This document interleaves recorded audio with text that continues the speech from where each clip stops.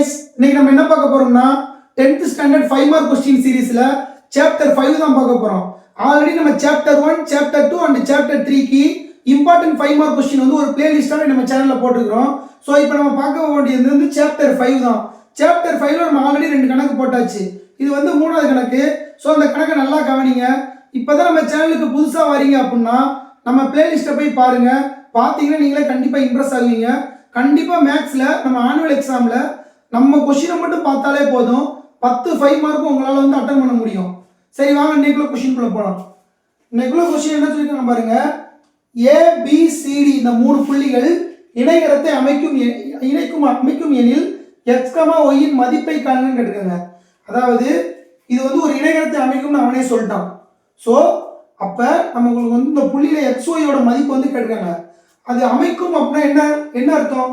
அதாவது AC யோட மையப்புள்ளியும் BD யோட மையப்புள்ளி எங்க மீட் ஆகுது? இந்த M என்ற புள்ளியில மீட் ஆகுதா? அப்ப AC க்கு மையப்புள்ளியும் BD க்கு மையப்புள்ளியும் கண்டுபிடிச்சு ரெண்டும் ஈக்குவல் பண்ணோம் அப்படின்னா அது வந்து ஒரு இணைகரத்தை அமைக்கும் எனில் அப்ப ரெண்டு ஈக்குவல் பண்ணோம்னா நமக்கு XY யோட மதிப்பு வந்து கிடைச்சிடும். அவ்வளவுதான் இந்த क्वेश्चन. இப்போ கண்டுபிடிக்கலாமா? முதல்ல மையப்புள்ளிக்கு ஃபார்முலா என்னது?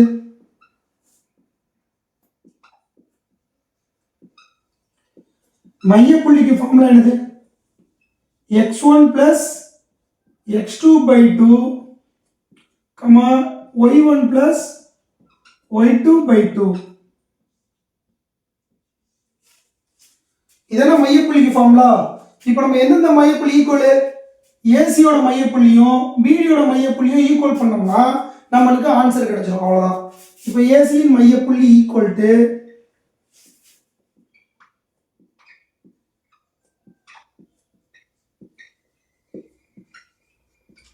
AC இன் மையப்புள்ளி is equal to BD இன் மையப்புள்ளி.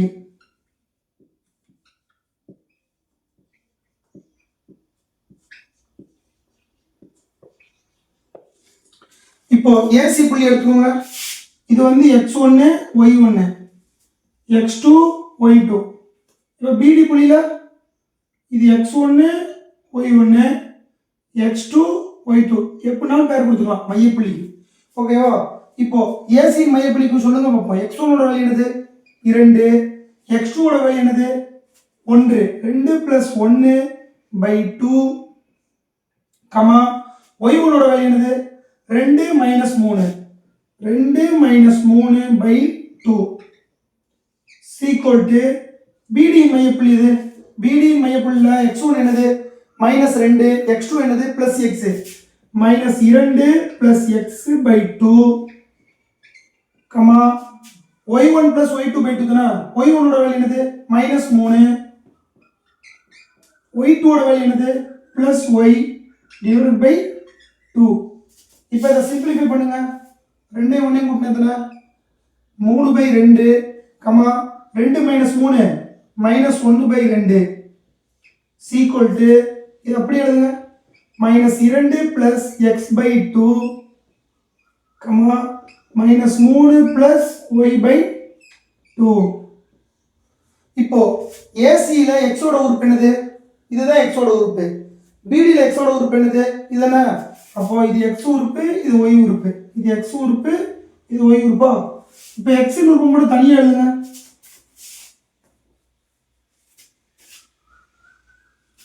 இப்போ x இன் உறுப்பு என்னதுங்க? 3/2 தானே.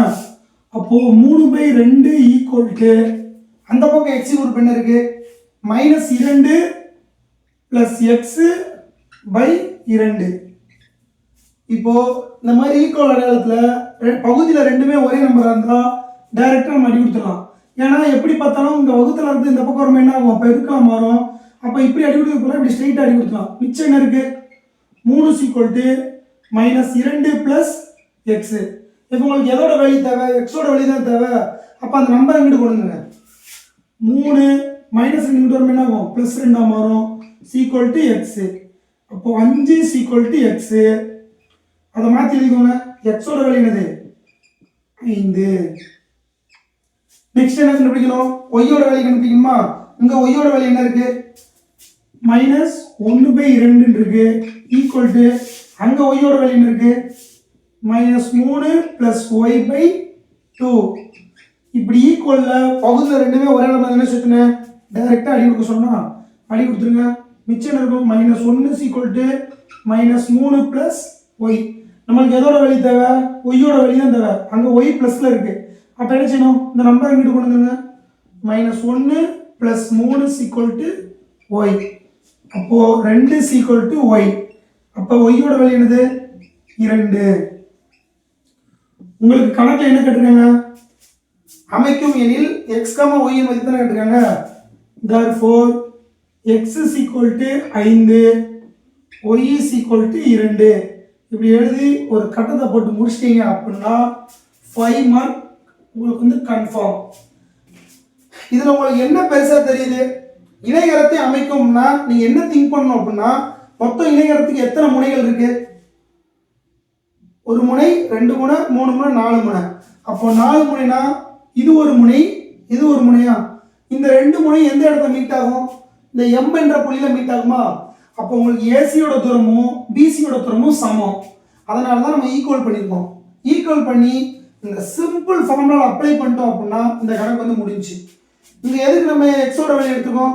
இந்த எக்ஸையும் இதையும் கண்டுபிடிச்சோம்னா எக்ஸ் கிடைச்சிடும், இதையும் கண்டுபிடிச்சோம்னா ஒய் கிடைச்சிடும். அதனால தான் நம்ம வந்து எக்ஸின் கலவையும் ஒய்யின் கலவையும் தனித்தனியாக எடுத்துருவோம். அவ்வளோதான் கைஸ், இந்த கணக்கு இவ்வளோதான். இதை தாண்டி உங்களுக்கு வேறு எதுவும் டவுட் இருந்துச்சு அப்படின்னா கமெண்ட் பாக்ஸில் கமெண்ட் பண்ணுங்கள். உங்களுக்கு வேறு கொஸ்டின் எதுவும் டவுட் இருக்குது அப்படின்னா நம்மளுக்கு வந்து டெஸ்கிரிப்ஷனில் ஒரு வாட்ஸ்அப் நம்பர் இருக்கும். அந்த வாட்ஸ்அப் நம்பரில் டிஎம் பண்ணுங்கள். அவ்வளோதான் கைஸ், தேங்க்யூ ஃபார் வாட்சிங். தேங்க்யூ.